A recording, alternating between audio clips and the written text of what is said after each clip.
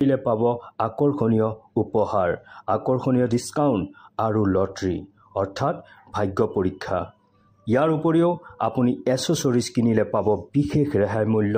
উদাহৰণস্বৰূপে যিকোনো mobile temper পাব কেৱল মাত্ৰ 50 টকাত, নৰ্মেল মোবাইল কভাৰ পাব কেৱল মাত্ৰ 50 টকাত, ফেঞ্চি মোবাইল কভাৰ পাব কেৱল মাত্ৰ 100 টকাত।